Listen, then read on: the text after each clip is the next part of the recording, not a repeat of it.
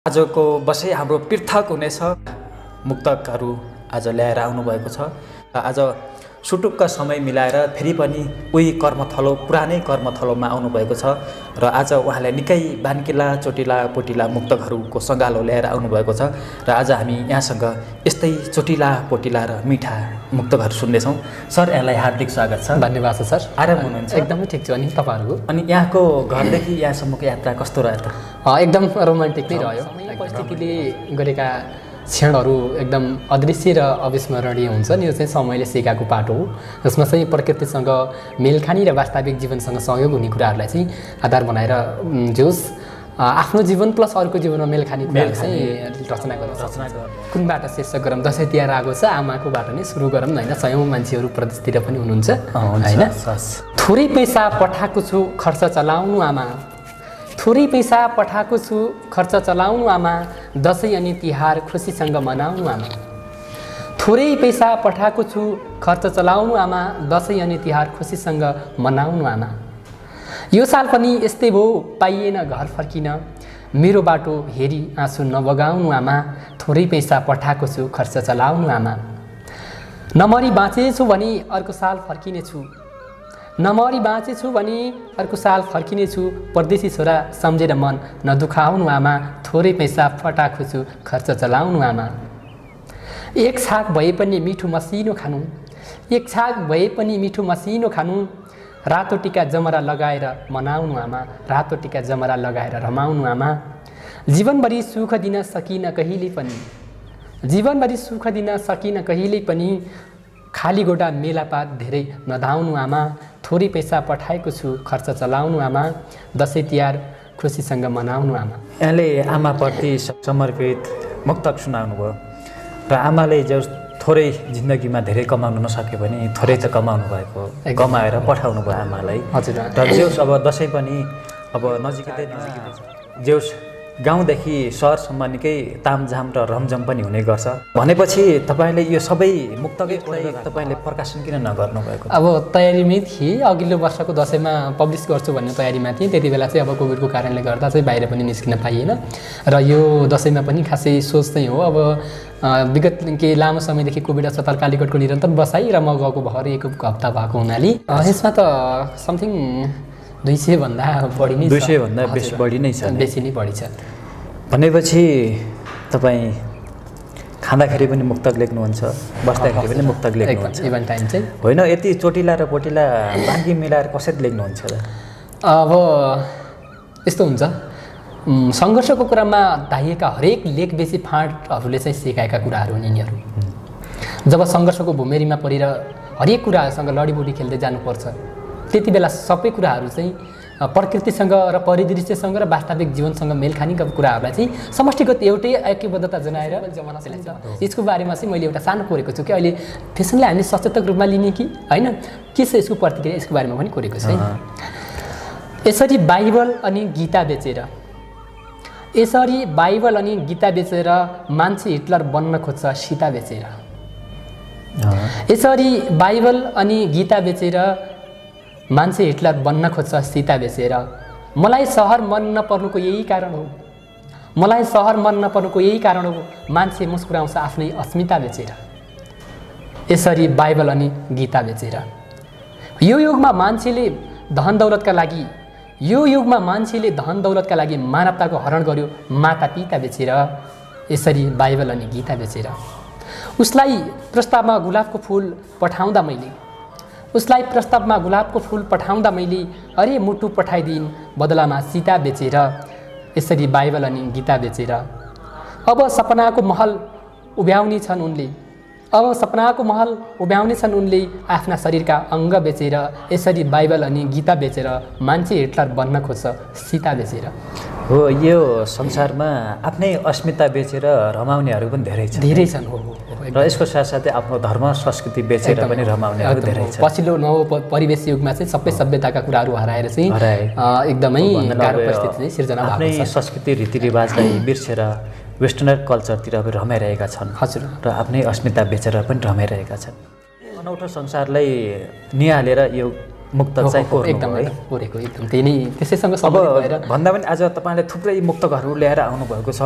फेरि पनि हामी कुरा भन्दा पनि धेरै मुक्तक सुनौँ, किनभने अन्य साथीहरू दर्शकहरू पनि यिनीहरूले कुरा मात्रै कति गरेको बनाउनु किन पार्नु होइन। आज हामी बसाइ भनेको मुक्तकिलो बसाइमा छौँ। हामी धेरै कुरा भन्दा पनि धेरै हामी धोकेबाज अनौठो सहर भेटियो, महलसँग चुलिने रहर भेटियो। धोकेबाज अनौठो सहर भेटियो, महलसँग चुलिने रहर भेटियो। रुवाउँदै हराए आफन्त भिडमा आँसु नै आँसुको नहर भेटियो। बिताउने कठिन एकान्तमा रात जस्याउँदै बिउजाउने प्रहर भेटियो। धोकेबाज अनौठो सहर भेटियो। परिचित मान्छेमै परिवर्तन देखेँ, भुलेर बाँच्नुपर्ने कहर भेटियो। धोकेबाज अनौठो सहर भेटियो। मायाले पनि जिउन सिकाउँछ भन्थे, त्यसैमा आखिर जहर भेटियो। धोकेबाज सहर भेटियो, महलसँग चुलिने रहर भेटियो। होइन, यो धोकेबाज सहरमा रातहरू पनि एक्लै बिताउनु पर्ने र त्यसैमाथि मायाले पनि जहर मिलाइदिए भने त धेरै एकदम दुःखलाई इङ्गित गरेर यहाँले कोर्नु भयो। धोकेबाज सहर भन्ने त खासमा अब थुप्रै सहरहरू पनि गइयो होइन, जसमध्ये पनि अब सहर त धोकेबाज के हुन्थ्यो, त्यहाँ बसेका मानिसहरू छन्। कुनै व्यक्तिले धोका दियो यहाँलाई, त्यो पछि सहरमा परिणत भएको त्यो ठाउँ चाहिँ बसोबास त्यो ठाउँमा धेरै भएको। त्यो धोकेबाज सहरमा रातहरू पनि एक्लै बिताउनु पर्छ। एकदमै अनुभवका यात्राहरू चाहिँ एकदमै कठिनसँग जुधेर गर्नुपर्छ होइन।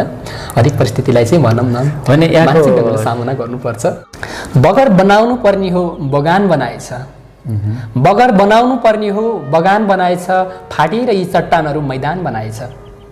यहाँ अब मुर्दाहरूको राज चल्ने भयो, समयले जिउँदाहरूको चिहान बनाएछ। बगर बनाउनु पर्ने हो बगान बनाएछ।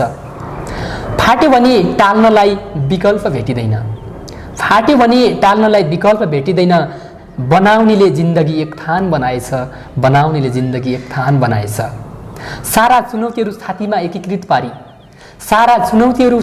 एकीकृत पारी उसले यी पीडाहरूलाई सिरान बनाएछ। बगर बनाउनु पर्ने हो बगान बनाएछ। हिजो दुनियाँको ओकालत गर्दै हिँड्नेले निधारमा दोषको सोपान बनाएछ। बगर बनाउनु पर्ने हो बगान बनाएछ। फाडेर यी चट्टानहरू मैदान बनाएछ। बगान बनाउनु पर्ने थियो, बगर बनाइदियो। कतै खरानी कतै अबिर युद्ध भएपछि, बम गोला भाला तीर युद्ध भएपछि। फुलको उपहार पनि फिक्का ठानिन्छ जहाँ हराउँछ प्रेम समीर युद्ध भएपछि।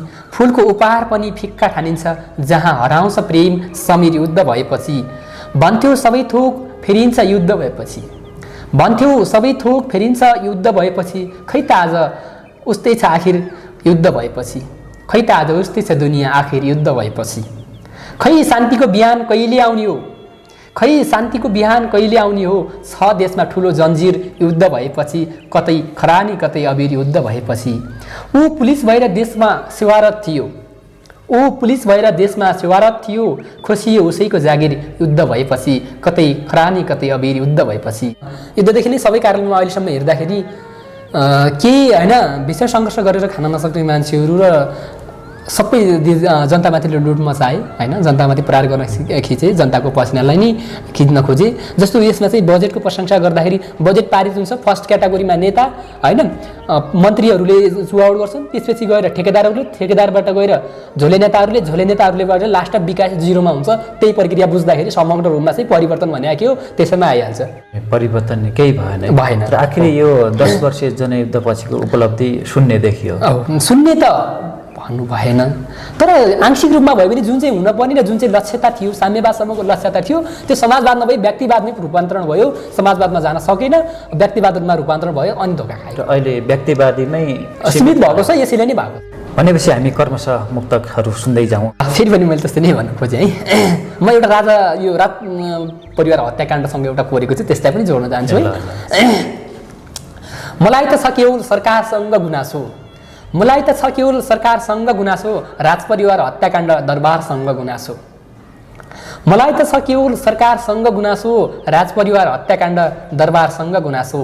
थिए त्यत्रा सुरक्षा गार्डहरू, थियो सबैतिर सुरक्षा थिए, त्यत्रा सुरक्षा गार्डहरू थियो, सबैतिरबाट सुरक्षा। क्षणभरमै एकै च्यान भएको घरबारसँग गुनासो, क्षणभरमै एकै च्यान भएको घरबारसँग गुनासो।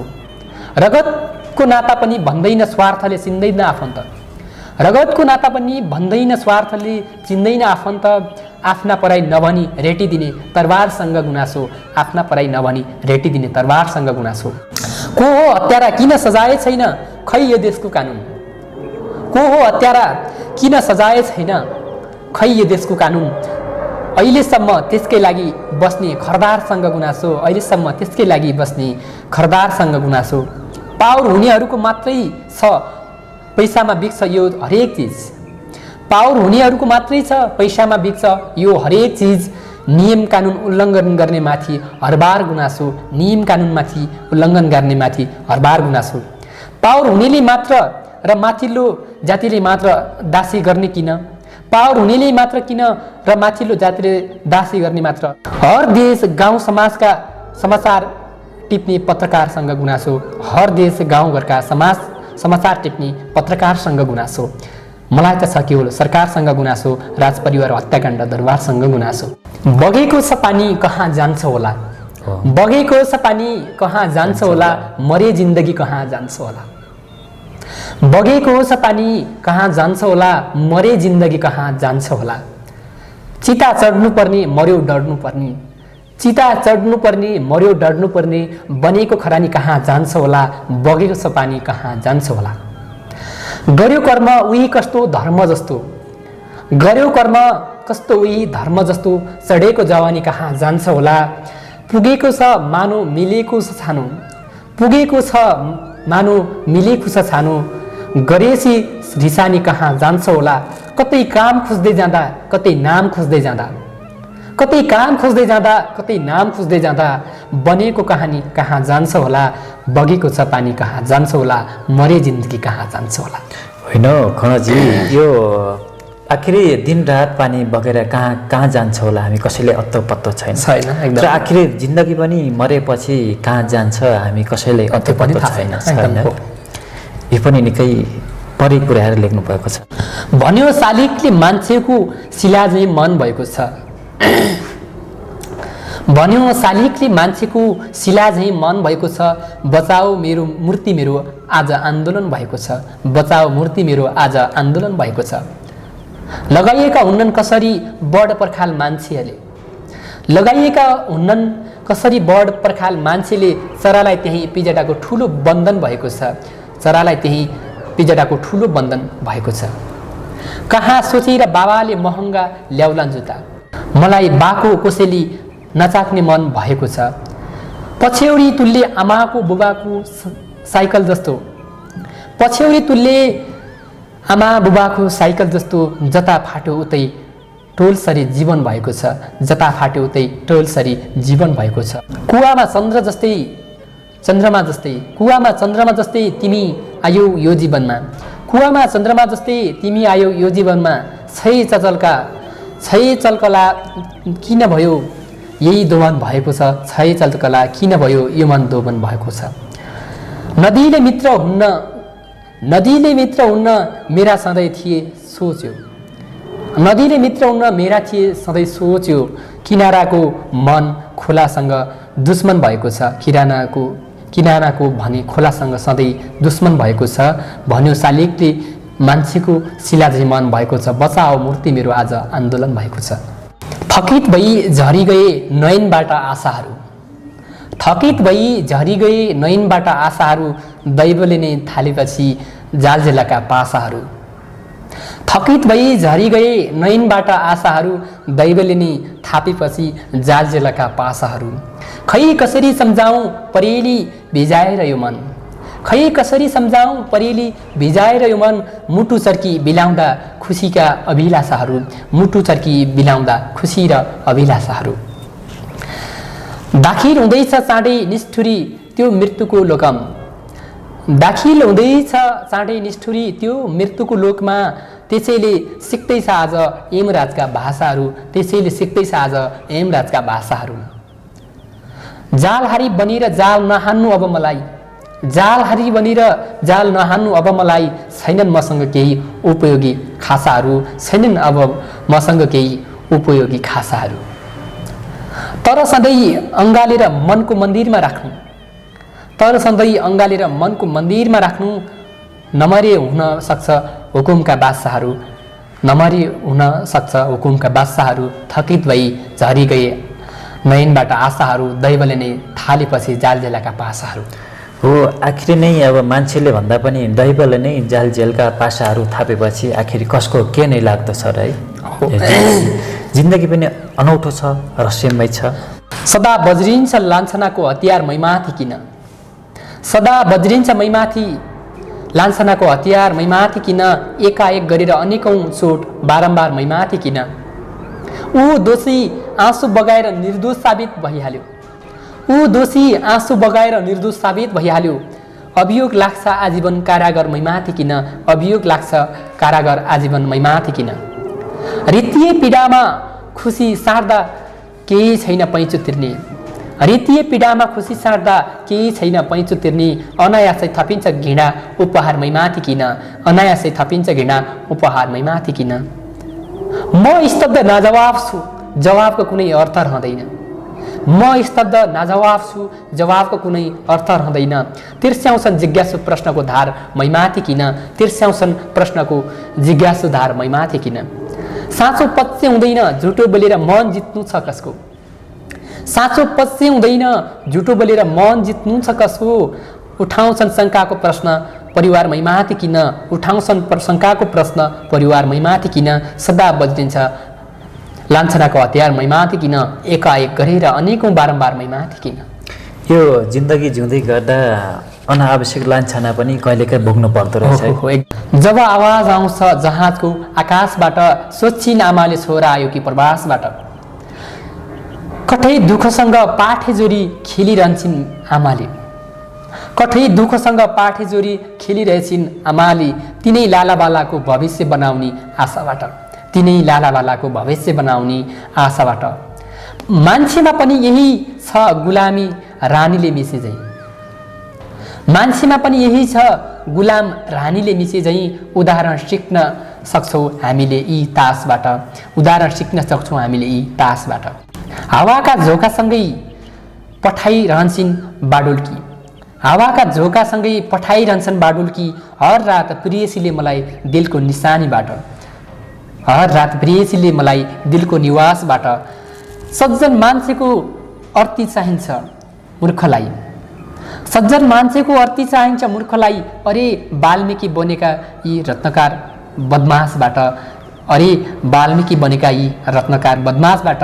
जब आवाज आउँछ जहाजको आकाशबाट, सोच्छिन् आमा छोरा आयो कि प्रवासबाट। हो, दसैँ पनि करिब करिब मुखैनिर आउँदाखेरि जहाजको आवाज आयो भने आमाहरूले छोरो प्रवासबाट आयो कि भनेर निकै आशा लिएकी हुन्छन्।